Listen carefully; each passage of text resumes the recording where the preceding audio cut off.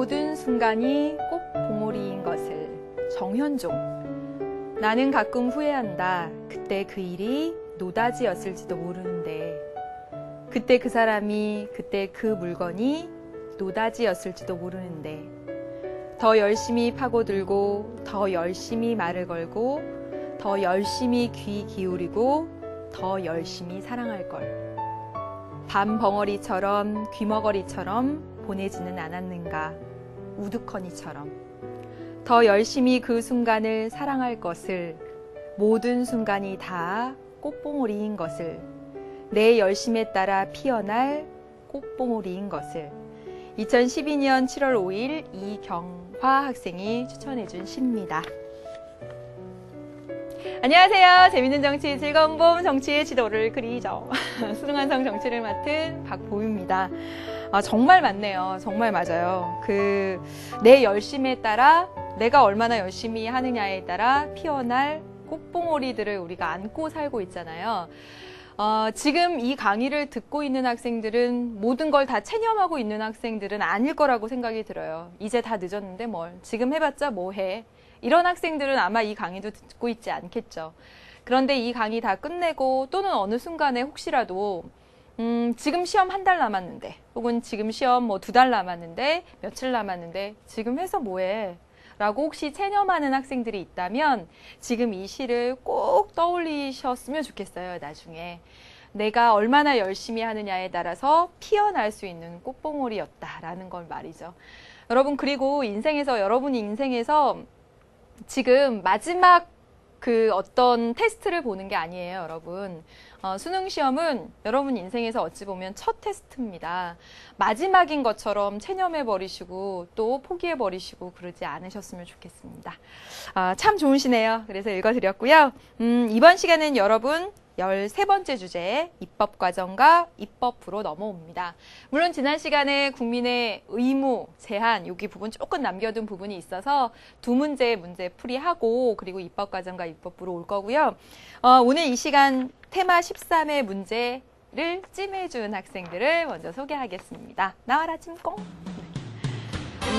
테마 13, 입법과정과 입법부의 3번 문제는요. 카톨릭대 간호학과 13학번 김은영 학생이 찜해주었고요. 5번 문제는 늘 사람들에게 행복을 주는 심리치료사 김은영 학생이, 7번 문제는 올인하는 준경, 그 다음에 8번 문제는 민영이의 꿈은 이루어진다, 10번 문제는 최고의 외교관 양준찬 학생이 찜해주었습니다. 네, 여러분, 지난 시간에 이제 기본권 제한, 그리고 국민의 의무, 이 부분까지 했던 부분들, 네, 마무리 문제 풀고, 의무는 아직 안 했죠. 풀고 이제 넘어가겠습니다. 여러분, 우리 지난 시간까지 배운 내용들은 헌법의 원리, 그리고 국민의 권리와 의무, 가운데서 헌법의 원리 6가지 초반기 했고요. 그리고 국민의 권리와 의무, 즉 기본권의 내용 5가지, 자유, 평등, 사회, 참정, 청구권, 성격들 꼭 기억하라고 말씀을 드렸었습니다. 그리고 지난 시간 끝날 때 여러분 기본권의 제한 보셨죠? 제한할 수 없다. 자연법상의 권리로 보는 것. 제한할 수 있다. 왜냐하면 국법이 인정해준 권리니까 국법에 따라서 제한할 수 있다라고 본 것이 실정법상의 권리였습니다. 기억나시죠? 그래서 우리나라는 그 2가지가 모두 혼합되어 있다. 우리나라 헌법에는. 그래서 우리나라 헌법 조항을 보면요. 불가침의 기본적 인권을 확인하고 이런 내용이 있어요. 불가침. 절대로 침해할 수 없는. 이 내용 보면 자연권 사상이 좀 드러나 있고, 자연법 사상이 드러나 있고, 그리고 37조 2항을 보면 법률로서 제한할 수 있다. 이렇게 써 있죠. 그런 것들을 보면 실전법 사상도 받아들였구나. 그래서 우리 헌법은 자연법 사상과 실전법 사상의 조화와 균형을 꾀한다. 이렇게 나와요. 그래서 여러분, 아무튼 기본권의 제한은 국가안전보장, 질서유지, 공공복리를 위해서 법률로서 그 내용에 해당되는 문제를 한번 풀이해 보도록 하겠습니다. 다스리 보세요. 82쪽의 4번 문제입니다. 다음 글의 요지로 가장 적절한 것은 했습니다. 헌법 제37조, 이 글의 요지예요. 이 글에서 말하고자 하는 바예요. 말하고자 하는 바. 우리 헌법 37조 2항을 보니까 지난 시간에 봤네요. 국민의 자유와 권리를 법률로서 제한할 수 있도록 하고 있죠. 그러나 이것은 기본권 제한의 한계가 된다는 점에 유의해야 한다. 법률을 정하면 막 제한할 수 있어. 그게 아니라 제한을 할 때는 반드시 법률로서만 제한할 수 있다는 기본권 제한의 한계가 된다는 점에서 봐야 된다는 거죠. 왜냐하면 법률에 근거가 있어야만 국가 권력이 국민의 기본권을 제한할 수 있음을 의미하는 겁니다. 법률에 근거가 있어야만 제한할 수 있다라는 얘기가 돼요. 또 가볼게요. 또한 헌법 제37조 2항을 보면 기본권을 제한할 수 있는 세 가지 사유가 나오죠. 국가안전보장, 질서유지, 공공복리를 명시하고 있습니다. 그런데 이 역시 기본권 제한의 목적이 이에 부합하며 정당해야 된다는 목적상의 한계를 나타내는 것이에요. 즉 다시 말하면 국가안전보장, 질서유지, 공공복리 이 목적이 아니라면 제한할 수 없다는 거죠. 또 게다가 이 조항에서 본질적인 내용은 침해할 수 없다는 한계와 심지어 기본권 제한은 최소한에 그쳐야 한다는 한계도 설정하고 있다 그랬습니다. 여러분 지금 이걸 딱 읽어보니까 기본권 제한에 관련된 헌법 37조 2항에 대해서 나오고 있는데 우리나라 헌법은 기본권 제한을 막 할 수 있어. 지금 이 얘기를 하고 있는 건 아니죠. 기본권 제한을 하더라도 신중하게 다시 말하면 법률로서 그리고 이러한 세 가지 사유가 될 때 그리고 최소한에 그쳐야 된다는 즉 기본권 제한의 한계에 대한 얘기들입니다. 그게 바로 여기서 말하고자 하는 바예요. 그러면 이에 해당되는 요지 잘 쓴 거 한번 찾아봅시다. 다스리 보세요. 기본권은 실정법상의 권리라는 성격을 갖는다. 지금 이 글에서 기본권은 실정법상의 권리야. 그게 얘기하고 싶은 건가요? 다스리 그래요? 지금 여기서는요. 기본권은 제한할 수 있지만 이런 법률의 근거가 있어야만 하고 이러한 요건에 따라서만 해야 하고 하는 등의 기본권 제한의 한계에 대해서 얘기를 하고 있는 거예요. 한계에 대해서. 따라서 제한이 아니라 여기 초점이 있는 거죠. 제한할 때는 이러한 한계가 있다. 법률에 근거가 있어야 되고 이게 있어야 되고 이게 있어야 된다는 한계에 대해서 얘기를 하고 있는 겁니다. 이게 초점이에요. 따라서 1번 아니지요. 2번 기본권에 대한 제한이 남용되어서는 안 된다. 어때요? 그렇죠. 2번이죠. 기본권에 대한 제한을 하더라도 이렇게 한계가 있다. 남용되어서는 안 된다. 목적상의 한계, 그리고 이런 법률의 근거가 있어야 되고 최소한. 정답은 2번입니다. 다음 볼게요. 한번 기본권은 헌법에 명시되어 있지 않으면 보장되지 않는다. 헌법에 명시되어 있으면 보장해주지 않겠어. 지금 그 내용 얘기하고 싶은 거 아니죠. 4번 기본권 제한의 한계는 시대적 상황에 따라서 달라진다. 지금 그런 내용 하나도 못 읽었는데요. 예, 엉뚱한 얘기 나왔습니다. 5번 기본권의 보장 범위는 국민의 대표기관에서 결정한다. 기본권은 얼만큼 보장할 것인가는 국민의 대표기관인 국회가 결정한다. 지금 그 내용 나와 있나요? 그런 내용도 없고요. 예, 그리고 기본권 보장에 대해서는 헌법이 규정하고 있는 거죠. 그래서 역시나 5번도 아닙니다. 그래서 기본권 제한에 대한 문제 풀어봤습니다. 다스리 잘 풀었어요? 다음 이제 마지막 주제 보겠습니다. 여러분, 국민의 의무입니다. 우리 교재 79쪽에 보시면요. 국민의 의무에 대해서 이렇게 있는데요. 내용이 있는데 국민의 의무를 권리를 헌법에 써놓은 거 이해가 되는데 의무는 왜 헌법에 써놓았을까? 왜 헌법에 써놓았을까? 헌법상 의무를 규정한 그 이유는 무엇일까? 그건 뭐냐면요. 헌법에 규정된 것 외에 새로운 의무를 함부로 부과하지 못하도록 하기 위해서 헌법에다가 의무를 써놓은 겁니다. 국민의 의무는 이거야 라고 써놓은 이유는 그 규정된 의무 이외에 다른 의무를 함부로 국가 권력이 부과하지 못하도록 하기 위함입니다. 다음 볼게요. 그래서 의무의 내용을 보시면 여러분 의무의 종류가 지금 6가지 나와 있는데 일반적으로 한 5가지로 생각하시면 되고 여기 앞에 2가지랑 뒤에 거랑 성격이 다릅니다. 앞에 2가지는 보면 납세의 의무와 국방의 의무 우리 배우셨죠? 이 2가지는 고전적 의무라고 부릅니다. 그래서 순수하게 의무이기만 한 거예요. 납세, 국방. 납세, 국방. 그래서 순수한 의무라고 부릅니다. 그래서 국가의 재정 수입을 위해 국민이 조세를 납부해야 한다는 것, 외국의 침략 행위로부터 국가 독립을 유지하고 영토를 보존하기 위해 노력해야 한다는 것, 남녀 모두에게 해당된다. 이것만 좀 기억할까요? 여러분, 이 내용들 막 외우시진 않죠? 그렇죠? 다시 하겠습니다, 여러분. 우리 지난 시간부터 기본권에 대해서 하고 있습니다. 그래서 기본권의 내용 5가지 했죠. 자유평등 참정 청구 사회 했죠. 그리고 기본권의 본질에 대해서 했습니다. 천부인권적 성격이냐 실정권적 성격이냐. 그래서 실정권적 성격이라면 제한할 수 있다 까지 했죠. 그리고 국민의 의무로 넘어왔습니다. 의무 넘어왔는데 의무를 헌법에 써놓은 이유는 규정된 것 외에 다른 의무를 국가 권력이 함부로 부과할 수 없도록 하기 위해서 헌법에 써놓은 것이고, 여기 다음과 같이 한 6가지 생각하시는데 앞에 2가지와 뒤에 것의 성격이 다르다. 앞에 2가지는 고전적 의무라고 부르고 순수한 의무의 성격인데, 뒤에 것들은 여러분 현대적 의무라고 해서 의무이기도 하지만 동시에 권리로서의 성격도 함께 지닌다라는 거죠. 그래서 보시면 교육의 의무지만 교육의 권리도 있는 거고, 그 다음에 근로의 의무지만 근로의 권리도 있는 거고요. 환경 보존의 의무지만 깨끗한 환경에서 살 권리도 있는 거죠. 재산권 행사의 공공복리 적합 의무도 있고 재산권 행사의 권리도 있는 거고요. 그래서 뒤에 4가지는 권리이자 의무, 앞에 것은 순수하게 의무. 되셨나요, 여러분? 그리고 여러분 여기서 보실 것, 이 국방의 의무는요, 남녀 모두에게 해당돼요, 여러분. 그 교육청 문제에서 한번 나온 적이 있었어요. 국방의 의무는 남녀 모두에게고 병역의 의무가 남자에게죠. 그래서 국방의 의무는 남녀 모두다. 기억하시고요, 하나. 그 다음에 교육의 의무, 근로의 의무, 환경보전의 의무 등등이 있는데 특히 근로의 의무를 한번 내용을 볼게요. 노동을 해야 한다는 것인데 법적 제재는 없습니다.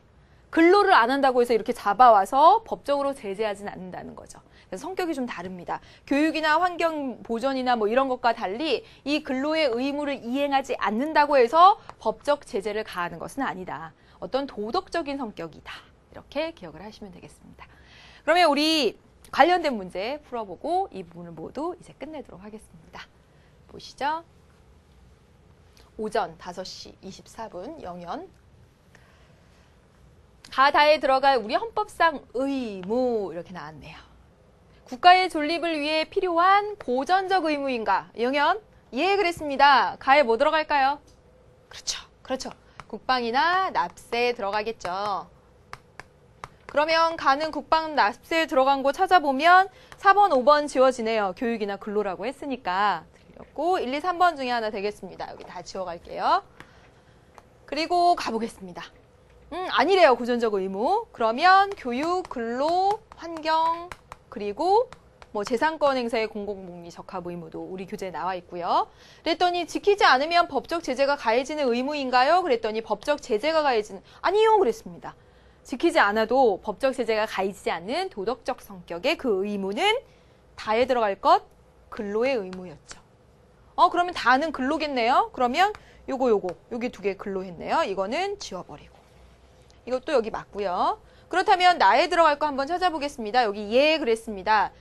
법적 제재가 가해지는 의무인가요? 라고 해서 예 그랬는데 이 가운데는 여기는 이미 고전적인 의무, 국방이나 납세 빼고 교육, 근로, 환경 중에서 법적 제재가 가해지는 것 골라야 합니다. 따라서 국방의 의무, 이건 고전적인 의무니까 지워야 하겠고 여기 환경 보전의 의무를 지키지 않으면 법적 제재가 가해지겠구나.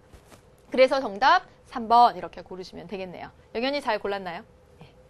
여기까지 해서 기본권 그리고 국민의 권리와 의무 이 내용 다 해보았습니다.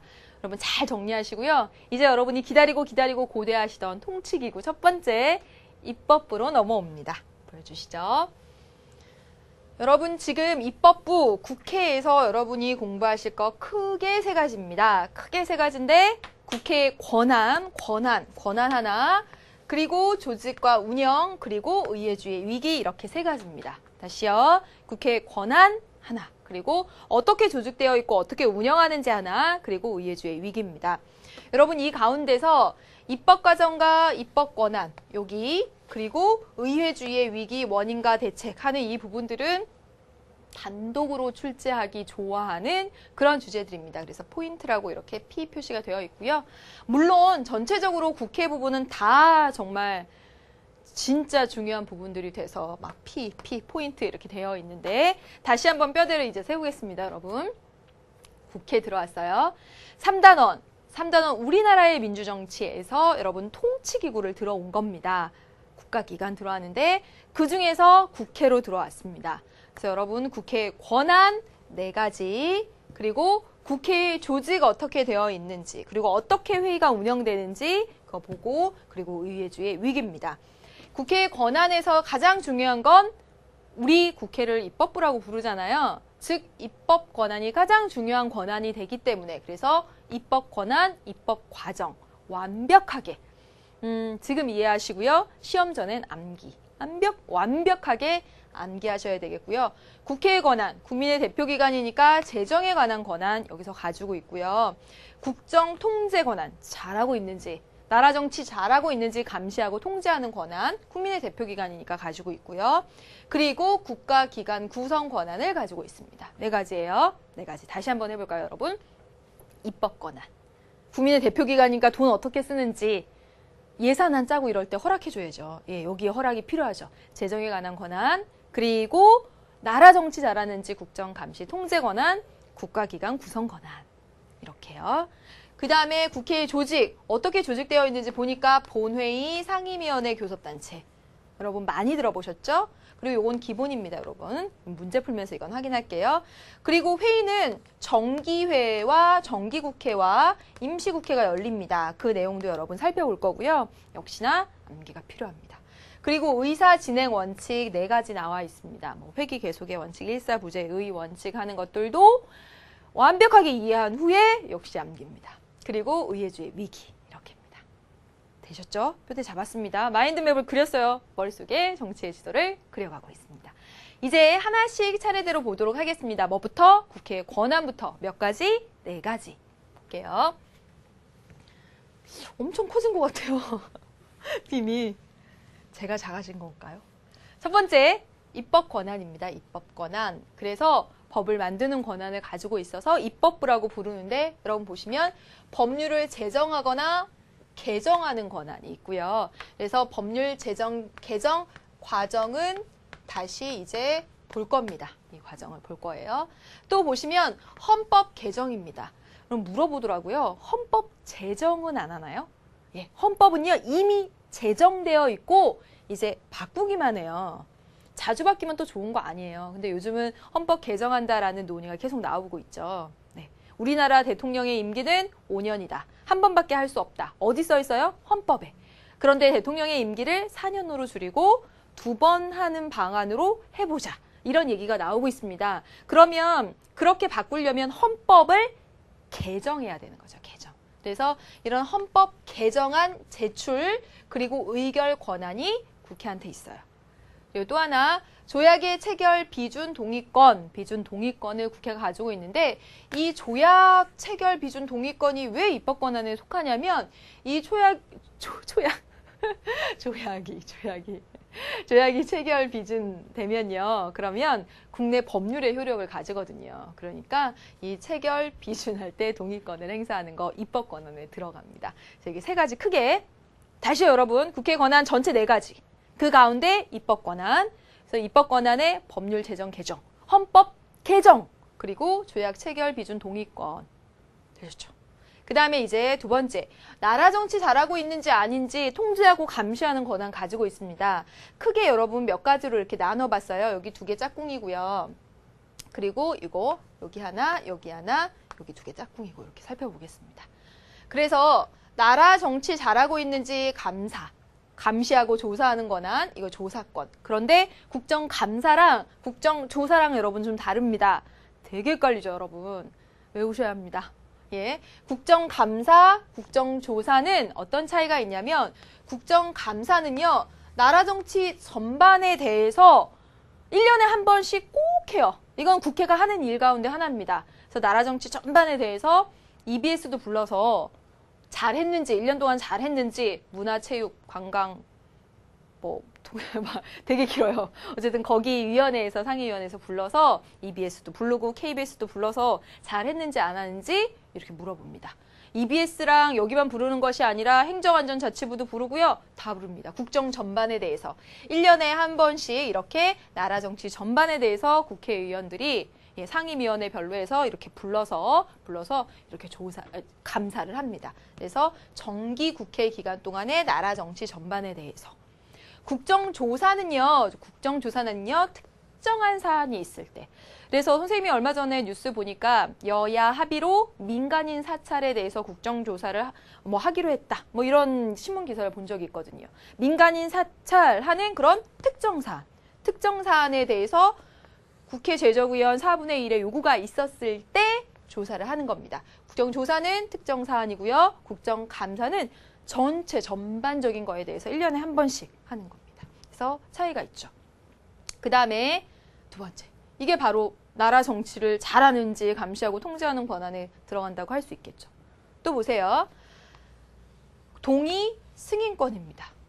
국회가 동의해 주거나 승인해 주지 않으면 그대로 진행할 수가 없어요. 그렇다면 이거는 국회가 나라 정치에 대해서 통제할 수 있는 권한에 속한다라고 할 수가 있겠죠. 근데 여러분 여기서 하나 기억해야 될 건 동의는 사전 동의, 그리고 승인은 사후 승인입니다. 무슨 말이냐면 이 동의권은요. 여기 한번 동의권 한번 볼까요? 예. 조약 체결 비준, 최종 정책 결정자의 서명을 하기 전에 국회야 동의해줘 이겁니다. 그래서 하기 전에 동의를 받는 거예요. 동의를 안 해주면 못합니다. 그렇기 때문에 이게 나라 정치 통제 권한에 속한다라고 할 수 있죠.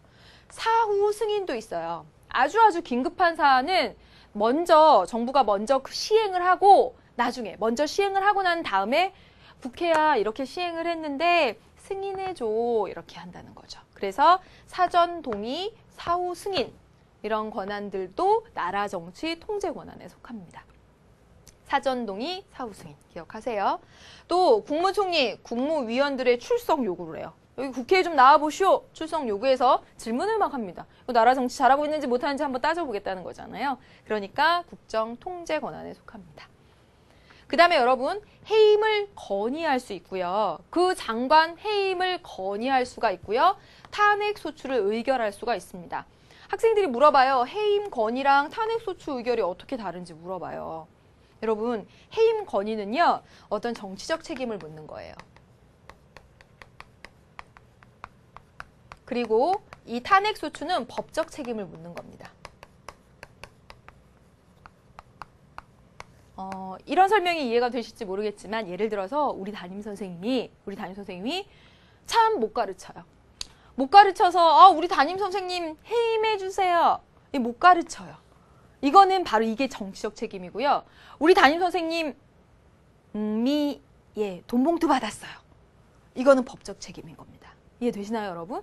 다시 말하면 뭐냐면 장관에 대해서 해임을 건의한다라는 해임 건의권은 저 장관 잘 못하더라고요. 잘 못하는 것 같아요. 잘라주세요. 이거고요. 정치적 책임을 묻는 거고요. 탄핵소추 의결은요. 저 장관 법적인 위반 사항, 즉 비리를 저질렀다든가 하는 법률 위반, 헌법 위반 그런 게 나타났어요. 잘라주세요. 이겁니다. 이게 바로 차이예요. 정치적 책임을 묻는 것과 법적 책임을 묻는 차이입니다. 그리고 여러분 이 해임 건의가 되잖아요. 그러면 이거는 압박이에요. 저 사람 진짜 정치 잘 못하던데 저 장관 잘 못하던데 잘라주세요 하는 국회의 압박입니다. 안 잘라도 돼요. 안 잘라도 돼요. 그런데 탄핵소추 의결은요. 저 사람 법률 위반을 했습니다. 잘라야 됩니다. 라고 의결을 하면 일단 그 직무가 정지가 됩니다. 일단 직무가 정지되고 헌법재판소로 가서 최종 판결을 받아야 돼요. 결정을 받아야 돼요. 헌법재판소로 간다라는 차이가 있죠. 그래서 결론적으로 얘기를 하면 해임 건의는 어떤 정치적 책임을 묻는 어떤 좀 압박 수단. 저 사람 잘라주세요 하는 압박 수단이 되는 거고 탄핵소추 의결은 법률 위반 등에 대해서 정말 의결해서 직무를 정지시키고 헌법재판소에 가서 그 판단 여부로 이제 가리게 되는 그러니까 좀 차이가 있죠. 그 다음에 계엄령을 선포하는 경우에 계엄 해제를 요구할 수 있는 거. 국정 통제 권한에 속하죠. 여러분 이렇게 정리를 해보았습니다. 다 이해하셔야 되는데. 예.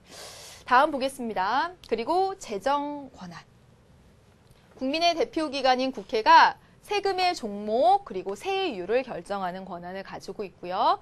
그리고 국가가 1년 동안 돈을 어떻게 쓸 것인지 예산안을 내면 그 예산안을 심의 확정해주는 권한, 그리고 그 돈을 어떻게 썼다고 나중에 결산해서 내면 그 결산 심사하는 권한이 있습니다. 이게 바로 재정에 대한 권한.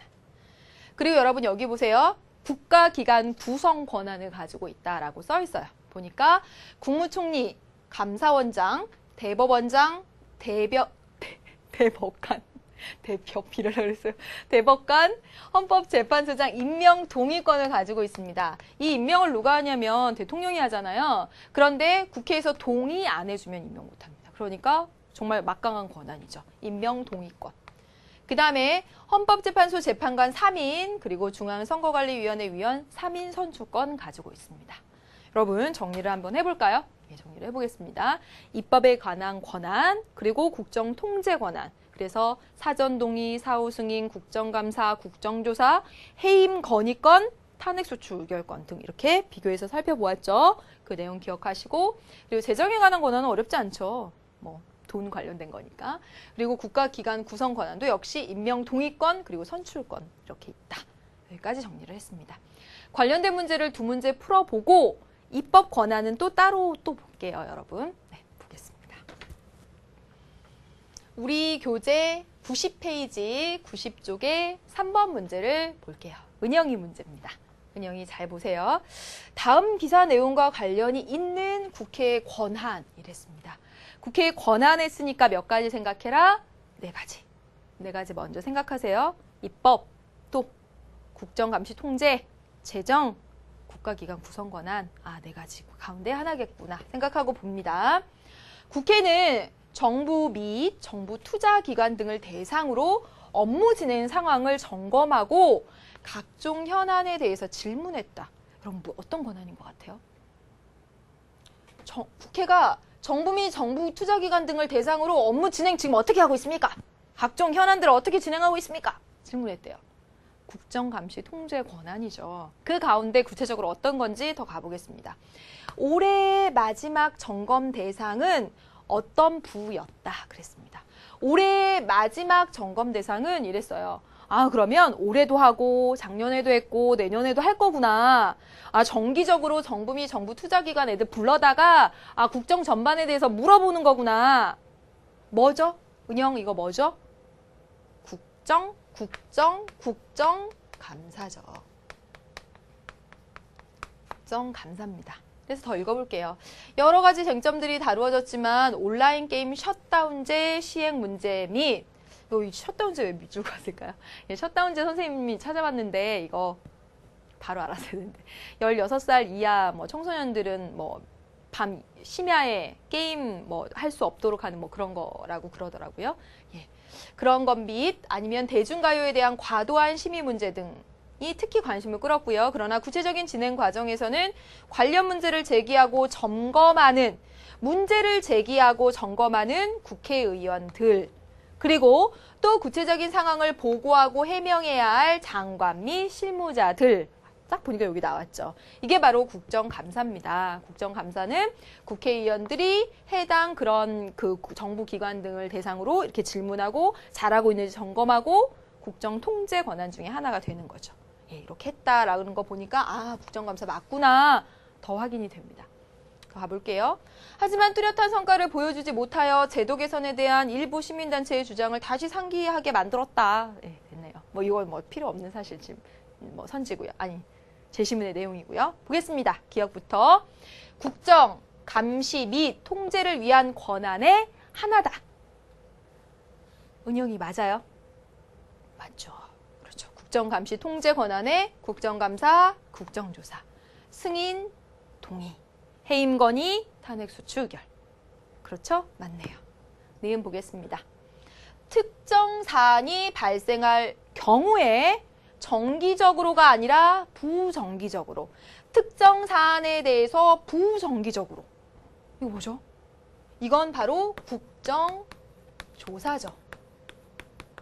그렇다면 국정감사는 이 반대가 되네요. 특정 사안이 아니라 국정감사는 국정 전반에 대해서. 부정기적인 것이 아니라 정기적인 것. 그게 바로 국정감사가 되겠지요. 그렇죠? 그래서 니은 틀린 얘기. 디귿 가볼까요? 국정 전반에 대해서, 그러네요. 국정 전반에 대해서 소관 상임위원회 별로 실시를 합니다. 그래서 문화체육 관광 너무 길어요. 맨날 외우는데. 위원회는 EBS나 KBS 등을 불러다 얘기를 하고, 그 다음에 행정안전 관련된 거기 소관 상임위원회는 행정안전자치부를 불러다가 얘기를 하고, 이렇게. 그래서 국정 전반에 대해서 소관 상임위원회 별로 실시를 합니다. 맞아요. 맞습니다. 리을 점검 결과 비리나 혹은 직무상 오류가 발견되면 해당자에 대해서 해임을 결정. 맞아요, 틀려요? 은영 맞아요, 틀려요? 틀렸죠? 해임을 결정할 수는 없죠. 건의할 수는 있어도, 그렇죠? 예, 해임을 결정할 수는 없습니다. 틀렸습니다. 다음 보겠습니다. 8번 문제 또 하나 볼게요. 민영이 보세요. 가하다 사례 및 사례와 관련된 권한입니다. 그래서 보니까 또 국회에 권한 나왔습니다. 보고 어떤 권한인지 보세요. 대법원장 후보 임명 동의안에 대해서 표결 결과 대법원장 경우는 국회 임명 동의를 받아야 되는구나. 맞아요. 예, 대법원장, 헌법재판소장, 대법관, 감사원장 등등은 국회 임명 동의를 받아야 되죠. 그래서 표결 결과 찬성 227명, 반대 17명으로 동의안이 통과가 됐네요. 그럼 임명되겠네요. 다음, 한미 FTA 체결에 관한 비준안이 조약 체결에 대한 비준안이 국회에 상정되어서 찬성 151명 등으로 해서 이 표결 결과를 보였다 그랬습니다. 그래서 한미 FTA 조약 체결에 대한 비준 동의권 행사됐네요. 입법에 관한 권한 나와 있습니다. 또 보시면 국회는 본회의를 열어서 소말리아의 아덴만 해역의 청해 부대에 대한 파병을 1년간 연장할 수 있게 해달라는 정부의 요청을 받아들였습니다. 본회의를 열어서 파병 연장안에 대해서 동의를 해 주었습니다. 그러면 이제 문제를 풀어가 보도록 할게요. 1번부터 가에서는 대법원장 후보 임명 동의안을 처리를 했죠. 여기선 바로 헌법기관 구성에 관한 권한이 행사되었다. 우린 뭐로 배웠는데 국가기관 구성권, 헌법기관 구성권 맞습니다. 헌법기관, 헌법에 써 있는 바로 그 기관 구성 권한 맞네요. 맞습니다. 옳지 않은 것이에요. 2번 나에서는 국회는 비준안의 내용을 수정하여 동의할 수 없다. 맞습니다, 여러분. 지금 한미 FTA 이런 등등의 조약을 이렇게 이제 조약에 체결을 할 때 얼마나 많이 만나서 이걸 빼고 어쩌고 막 이렇게 정말 수십 차례 회의를 걸치고 하잖아요. 그래가지고 딱 이제 체결안 딱 이렇게 이제 합의를 했는데 그 내용을 국회에 와서 이거 수정해야 되겠네. 이렇게 해버리면 양국 간에 합의된 사항을 국회에서 이렇게 무너뜨리게 돼 버리는 것이기 때문에 이 조약의 비준안의 내용을 수정해서 동의할 수는 없도록 하고 있습니다. 그대로. 그래서 이거 맞는 내용이죠. 3번 다에서 행사된 권한은 대통령의 국가 원수로서의 권한에 대한 국회의 국정 통제권이다. 여러분, 여기 어려운 내용인데 이거 맞습니다. 여러분, 우리는 이제 배웠으니까, 배웠고 지금 정리하니까 대통령에게는 두 가지 지위가 있죠. 하나는 국가 원수로서의 지위, 또 하나는 행정부 수반으로서의 지위가 있죠. 국가 원수로서 행정부 수반으로서 가지는 권한들이 있습니다. 우리 일반적으로 행정부 수반으로서 가지는 권한에 행정부를 지휘, 통제, 감독한다. 그리고요, 공무원을 임면한다. 또요, 그다음에 국군을 통수한다. 여러분, 국군 통수는요, 행정부 수반으로서 대통령의 권리가 맞아요. 국군을 지휘하는 거죠. 행정부 수반으로서 국군을 지휘하죠. 이 국군 통수권은 행정부 수반으로서의 권리가 맞는데 여기서 지금 소말리아 아덴만 해역의 청해 부대에 대한 파병, 이 얘기는 국군 통수권이 아닙니다. 이거는 엄밀히 말하면 외국과의 관계 속에 있는 거죠. 외국과의 관계 속에서 우리나라의 어떤 부대를 1년간 파병을 연장하겠다 하는 이 내용은 외국과의 관계 속에 있는 것이기 때문에 외국과의 관계 속에서 국가를 대표하는 권한, 따라서 국가 원수로서의 권한을 행사한 것이 맞습니다. 이게 너무 구체적으로 들어간 측면이 없지 않아 있긴 한데 아무튼 대통령의 국가 원수로서의 권한, 그래서 파병 연장에 대해서 국회가 그래 연장할 수 있게 해달라는 정부의 요청을 받아들였다. 동의해 준 거니까, 동의권을 행사한 거니까 국정 통제 권한 해당되는 거 맞습니다. 어렵나요? 다시 한 번만 정리하면 대통령은 두 가지 지위를 가지고 있어요. 행정부 수반으로서 국군 통수권이고, 여기서는 국군 통수권이 아니다라는 거죠. 외국과의 관련성 속에서 파병 연장안이니까 국가 원수로서, 국가 대표로서, 국가 원수로서의 권한을 행사한 것 맞고요. 그에 대해서 국회의 동의를 구했기 때문에 국정 통제 권한 맞다라는 것. 한 번 더 맞네요. 4번 가볼게요. 가 나의 의결 정족수는 대법원장 후보 임명 동의안, 그리고 한미 FTA, 이 조약 체결 비준 동의안. 이것은 일반적으로 제적의원 과반수 출석, 그리고 출석의원 과반수 찬성. 이거 맞습니다. 이걸 뭐라고 얘기하냐면 일반 의결 정족수죠. 일반적으로 국회에서 뭔가를 결정할 때 이 일반 의결 정족수에 따라서 제적의원 과반수가 출석하고 출석의원 과반수가 찬성하도록 되어 있습니다. 맞는 내용이에요. 5번. 나와 다를 보니까 해당 외국과의 관계를 고려하여 긴급한 경우 정부가 관련 내용을 먼저 시행하고 국회의 사후 승인을 요청할 수 있다. 여러분 지금 나와 다는 보면 비준안에 서명을 하기 전에 국회한테 동의해달라고 하는 것이고, 이것도 역시 파병 연장을 할 수 있도록 하기 전에 동의해달라고 하는 겁니다. 따라서 사후 승인이 아니죠. 그래서 5번이 틀린 얘기. 따라서 5번이 정답이 됩니다. 이 문제 좀 어려웠고요. 그래서 민영이한테 많은 질문을 못하고 혼자 풀어냈네요. 민영이 맞췄나요? 예, 사전 동의, 사후 승인 이런 것도 기억해 두셨으면 좋겠습니다. 그래서 국회의 권한과 관련된 문제 2문제 풀어봤고요.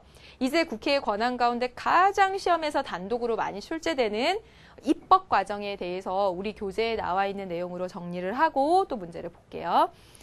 보겠습니다. 우리 교재 87쪽이에요. 87쪽에 보시면 이렇게 법률을 개정하는 과정이 나와 있습니다. 그래서 개정하는 과정. 이 과정 모두 여러분 그리실 줄 아셔야 되겠고, 여기 써 있는 내용도 기억하셔야 되겠습니다. 보시면 법률의 개정 과정에 국회의원 그리고 정부가 법률안을 제출할 수 있죠. 국회의원, 정부도 할 수 있다. 그런데 국회의원 여러분 몇 명일까요? 국회의원 몇 명이 낼 수 있을까요? 이것도 기억하셔야 되죠? 나왔었으니까 10인 이상. 그렇죠. 그래서 국회의장한테 내고요. 그리고 그 법률안이 진짜 많으니까 그 모든 법률안을 회의를 다 열어서 국회의원들이 다 모여서 하기가 사실 현실적으로 어려우니까 전문적인 상임위원회를 나눠서 전문적인 그 상임위원회에서 해당 법률안을 먼저 보고, 그리고 본회의에 가서 의결을 해서 대통령한테 넘기게 되죠. 그래서 여러분 방금 전에 보셨다시피 일반 의결 정족수에 따라서 일반 의결 정족수 어떻게 된다고요? 제적의원 과반수가 출석하고 출석의원 과반수가 찬성하면 그것이 의결돼서 대통령한테 갑니다. 그러면 대통령이 별 의의가 없으면 15일 이내에 공포하게 되고, 의의가 있으면 15일 이내에 환부 거부, 돌려주는 거부를 하게 됩니다. 어떠한 이유로 돌려드립니다. 의의서를 첨부해서 돌려주는 거부를 15일 이내에 하게 되어 있습니다. 그래서 이렇게 돌려주면 다시 재의결해야죠. 재의결할 때는 보다 많은, 여기 이제 보겠습니다. 여러분 이 내용 읽어보면서 할게요. 법안 제출은 국회의원 10인 이상 또는 정부가. 심의의결은 소관 상임위원회에서 심의의결한 다음에 본회의에 가서 질의및 토론한다 이런 건 생략하시고요. 의결, 제적의원 과반수 출석과 출석의원 과반수 찬성. 일반 의결 정족수다. 공포는요, 정부로 이송된 후 법률안은 15일 이내에 대통령이 공포하거나 또는 15일 이내에 환부 거부하게 되죠. 특별한 규정이 없는 한 공포 후 20일 경과 후 효력이 발생하게 되는데, 만약에 환부 거부하게 되면 여기서 재의결하게 되죠. 그러면 재의결 정족수도 외워두셔야 되겠죠. 여기 의결 정족수는 제적의원 과반수 출석과 출석한 사람의 과반수 찬성인데 재의결할 때는 이만큼 더 강력하게 우리 이걸 의결했다는 걸 보여주기 위해서 제적의원 과반수가 출석하고 이 출석한 의원의 3분의 2 이상이 여기는 과반수 찬성이었죠? 재의결할 때는 3분의 2 이상이 찬성하면 재의결이 되고요.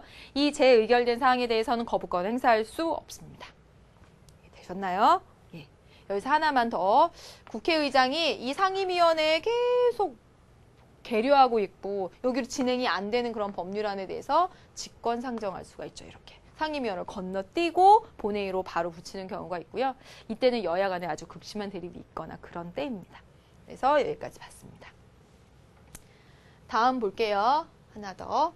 이제 헌법 개정 과정입니다. 헌법 개정 과정을 보시면 국회의원 제적의원 과반수입니다. 제적의원 과반수예요. 우리 국회 제적의원 몇 명 됐죠, 여러분? 300명. 300명 과반수 이상의 찬성으로 국회의원이 지금 대통령 5년 단임제인데 4년 중임제로 이렇게 했으면 좋겠습니다. 제안. 국회의원 또는 대통령이 제안할 수 있고요. 그리고 여러분 기억하셔야 될 건 이 헌법을 만드는 주체는 국민입니다. 따라서 국민에게 지금 이런 제안이 들어왔습니다. 라고 널리 알려야 돼요. 대통령이 그래서 널리 먼저 알립니다. 그래서 대통령이 공고하게 되죠. 공포도 대통령이 하고요. 나중에.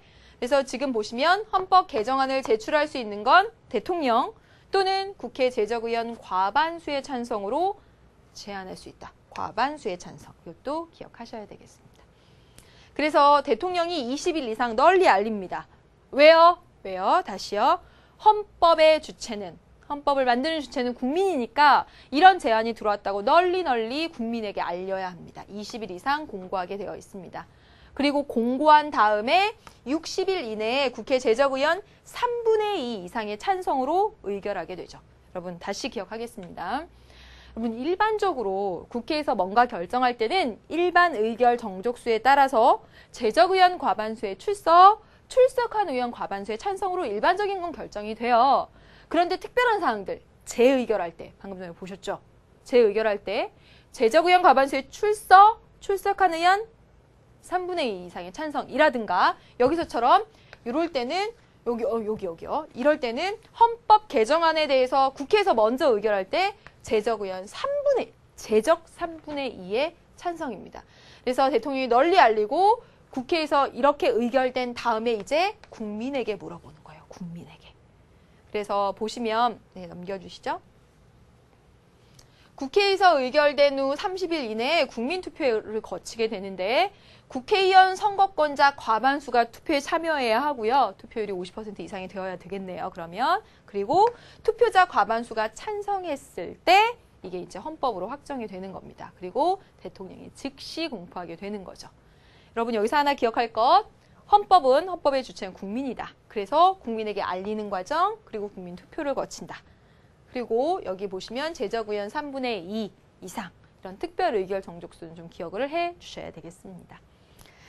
여러분 우리 교재에 보면요. 이 문제가 나와 있습니다. 그래서 교재 몇 페이지냐면 89쪽에 2번 문제를 보겠습니다. 이게 수능 기출문제죠. 작년 수능에 나왔던 문제입니다. 지금 본 내용들을 기억을 떠올려 가면서 한번 풀어보도록 할게요. 제안하네요. 그리고 공고하네요. 여러분 공고한다라고 나왔습니다. 뭐죠? 이거 뭡니까? 국회의장 여기 뭐 이렇게 법률안 거부 다 친절하게. 그러니까 이 가가 헌법 개정이구나. 되셨나요? 그리고 나는요. 그래서 공고하고 여기 뭡니까? 공고했어요. 그 다음에 국민투표 하기 전에 여기 뭐 들어가야 되죠? 국회에서 의결해야죠. 그러니까 순서 외우는 건 기본이 된다라는 거죠. 이 문제 보면서 수능에 이렇게 나오고 여기 이렇게 딱 빈칸으로 나온 거 보니까 순서 외우는 건 기본이구나. 여기 보세요. 제출하고 국회의장 여기 뭐 들어갈까요? 본회의 가기 전에 이 나는 법률 제정 개정 과정이 되는데 여기는 상임위원회가 되는 거죠. 상임위원회. 그래서 본회의, 대통령, 공포 이렇게 되네요. 그러면 문제를 풀어가 보도록 하겠습니다. 1번. 기역에서 통과되려면 이 국회의결 여러분 공고 며칠 이상? 20일 이상. 누가? 대통령이 했습니다. 그래서 국회에서 의결 여기서 통과되려면 국회 지적 3분의 2 이상의 찬성. 맞습니까, 여러분? 맞네요. 맞습니다. 이 제안은 누가 아니면 누가 할 수 있어요? 대통령 또는 국회의원 제적 과반수. 이건 진짜 암기하시는 수밖에 없어요. 진짜 암기하셔야 돼요. 그래서 이거 맞네요. 옳지 않은 것이네요. 2번 보겠습니다. 니은에서 폐기된 법안은 국회의장에 의해서 직권상정할 수 있다. 여러분 이게 좀 어려웠던 선지였고 이게 정답이 됩니다. 보겠습니다, 여러분. 여기 제출을 합니다. 누구? 정부 또는 국회의원이 제출을 하죠. 국회의장에게. 이 모든 사안들을 다 본회의에서 다 모아놓고 할 수 없으니 효율성을 위해서 상임위원회라는 걸 두죠. 그러면 상임위원회에서 먼저 보고 각각의 상임위원회들에서 먼저 법률안을 보는 거예요. 그래서 먼저 보고 그 상임위원회에서 이거 법률 이거 아닌데 여기서 폐기할 수 있는 거죠. 폐기하면 끝난 겁니다. 끝난 건데 이 폐기된 걸 가져다가 상임위원회에서 폐기된 법안을 가져다가 국회의장이 이거 살려서 여기다가 다시 붙여버려요. 본회의에서 다시 한번 물어보겠어. 이건 상임위원회의 존재 가치를 없애버리는 거죠. 여기서 폐기된 건 끝나는 겁니다. 이 폐기된 걸 다시 국회의장이 직권상정할 수 있다? 이거 틀렸죠. 직권상정은 여기서 계속 계류돼서 계속 멈춰 있어서 진행이 안 될 때, 그럴 때. 그래서 이 직권상정은 뭐 제한하자 이런 말도 있긴 하지만 근데 어쨌든 2번이 틀린 말입니다. 2번이 정답이 됩니다. 3번. 디귿의 경우, 법률안 거부의 경우 국회 제적의원 과반수 출석과 출석의원 3분의 2 이상의 찬성으로 재의결하면 어때요? 재의결 정족수 맞죠? 제적의원 과반수 출석, 출석의원 3분의 2 이상 찬성, 재의결 맞습니다. 3번 맞네요. 4번. 가에서 여기 가 헌법 개정에서 공고와 공포는 모두 대통령이 한다. 이거 대통령, 이거 국민, 국회의견. 이것도 기억하셔야 되겠습니다. 맞는 얘기네요. 마지막 5번 선지 보겠습니다. 가에서 제안은 여기 헌법 개정안 제안은 대통령의 발의로도 할 수 있고 나에서의 이 법률안 제출은 국회의원이 발의할 경우에는 10명 이상의 찬성으로 할 수 있다. 맞아요? 맞아요. 여러분 지금 2012년 수능 문제 마지막으로 지금 풀어보았습니다. 여러분 어떠세요? 제적의원 3분의 2 이상, 제적의원 과반수 출석 3분의 2 이상, 뭐 10명, 뭐 대통령. 정말 이 지금 물을 수 있는 건 거의 다 물었습니다. 이 안에 뭐가 들어가는지까지요. 이런 거 보면 정말 확실하게 암기해야 된다는 것. 그리고 이 과정들은요, 여러분 그 선생님이 수능 특강이나 개념 강의에서는 실제 사례와 함께 이렇게 설명을 해드렸으니까 또 가서 복습도 해보셨으면 좋겠습니다. 네, 여기까지 했습니다. 여러분 다음 시간에는요, 국회 구성 이 부분부터 또 진행해 나가도록 하겠습니다. 다음 시간에 만나도록 하죠. 오늘 고생 많으셨습니다, 여러분. 안녕.